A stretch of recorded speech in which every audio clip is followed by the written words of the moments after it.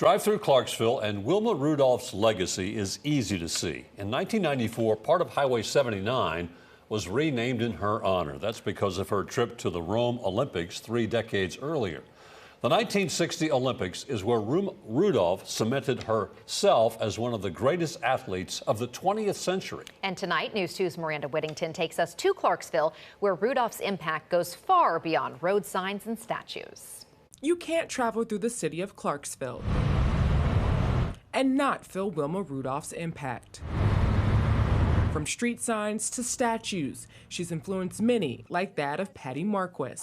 When I was 8 years old, of course, the news, being as this is a regional area, made it to Hopkinsville also, that a Clarksville girl had won 3 gold medals at the 1960 Olympics. Growing up nearby in Hopkinsville, Kentucky, Marquis came from an era where women's sports didn't exist just yet in county schools. In 1966, when I started high school at Christian County High School, there were no girls' sports at all. But Marquis believes Wilma played a huge role in her high school finally getting a girls' track team filled with both black and white runners. But in 2 years, we won 2 state championships back to back. In 1940, Wilma Rudolph was born in Clarksville, the 20th out of 22 children.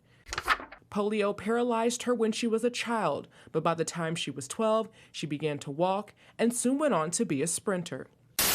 It was the 1960s Olympic Games in Rome where she raced to gold and broke 3 world records. The actual program in Italian. Inside the Customs House Museum and Cultural Center is where Wilma's story and some of her prized possessions lay on display. I had the privilege of knowing Wilma personally in the latter years of her life. Executive Director Frank Lott was one of the key people that helped design Wilma's permanent exhibit that officially went on display back in 1996. This was October 4th, 1960, the day of both the parade and the banquet. She championed for civil rights, starting with her own celebratory parade that took place in Clarksville once she returned home from the Olympics. She says, there will be no parade unless it's an integrated parade. There will be no banquet unless it's an integrated banquet.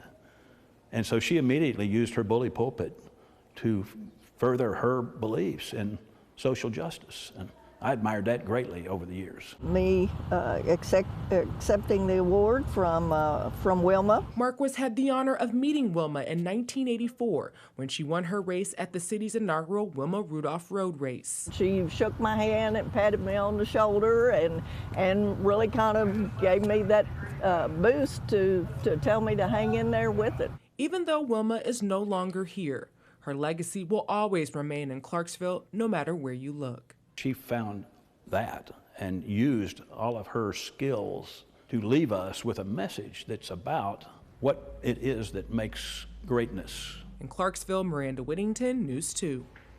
Patty and Frank were just dating when they met Wilma in 1984. Wilma inspired Frank to get into road racing as well.